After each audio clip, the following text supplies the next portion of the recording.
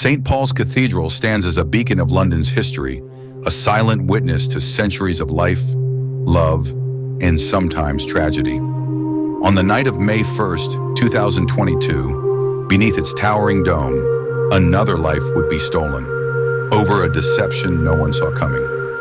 Inside Has restaurant, the atmosphere is celebratory. The camera pans through a lively dinner crowd, zooming in on Emmanuel Odunlami, smiling as he enjoys his birthday dinner with friends. His wrist, adorned with a glistening Patek Philippe watch, catches the light. Emmanuel Odunlami, a 32-year-old music manager, was out celebrating his birthday. The night promised joy and laughter, but it would end in bloodshed. Emmanuel wore a Patek Philippe Nautilus watch, a symbol of success, an object of envy. But there was a bitter irony in that sparkling wristwear. It was fake.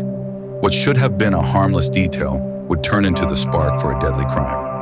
Outside the restaurant, security guard Kavindu Hediarakchi watches over the event, but his attention shifts. His eyes narrow as he notices Emmanuel's watch. The camera focuses on Hediarakchi's face, calculating as he reaches for his phone. Kavindu Hediarakchi, a security guard working that evening, noticed the glimmer of the watch. In his mind, it was a golden opportunity.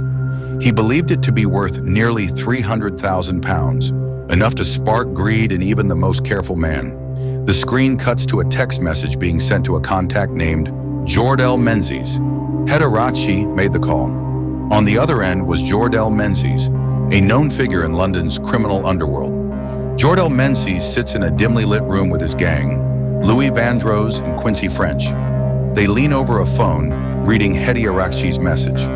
A map of London is open on the table beside them, marked with a red pin over St. Paul's Cathedral. Jordell Menzies was no stranger to crime. His history ran deep, from petty theft to the dark world of county lines drug dealing in Scotland. At just 27, he had learned one thing: everything and everyone had a price. Menzies looks up at his crew, nodding in approval. Tonight, we strike. Emmanuel leaves the restaurant, walking down the street, unaware of the danger lurking nearby. The street is quiet, with only the occasional passing car. Menzies, Vandross, and French wait in the shadows, eyes locked on their target. Emmanuel had no reason to suspect that danger was waiting just around the corner. For him, the night was ending. For the gang, it was just beginning. The gang moves quickly, catching Emmanuel by surprise. The camera shows their rapid movements, a struggle, a knife glinting in the dim streetlight. When the knife pierced Emmanuel's side, it was over in seconds. Jordell Menzies had done this before, but this time it was different. The watch they fought for was worthless. Emmanuel is rushed through the doors of an emergency room. Doctors and nurses work frantically to save him. But it's too late. Despite the hospital's best efforts, Emmanuel Odunlami succumbed to his injuries.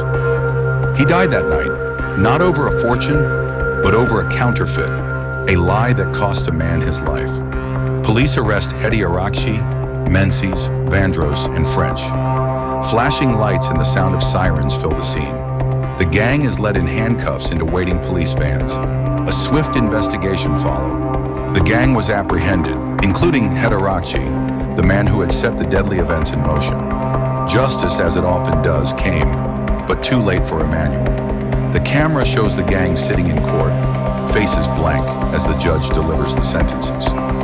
Jordell Menzies, convicted of murder and robbery, was sentenced to life in prison with a minimum term of 31 years.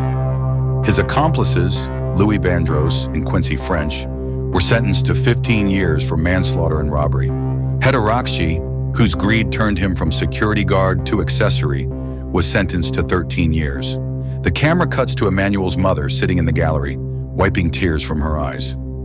No sentence could undo what was taken. Emmanuel's life ended over a worthless object, but the pain and loss left behind will last a lifetime. The camera shows Emmanuel's funeral. A small group of mourners gathers, holding umbrellas in the rain as his coffin is lowered into the ground. For Emmanuel Odunlami's family, the memory of that night will never fade. It serves as a tragic reminder of the senseless violence that material wealth can provoke, even when that wealth is nothing more than an illusion. Emmanuel Odunlami was killed in a robbery over a fake watch on May 1st, 2022. His killers were brought to justice, but his loss is forever. The tragic irony of the robbery being over a fake watch underscores how greed can blind individuals to the reality of what they're chasing.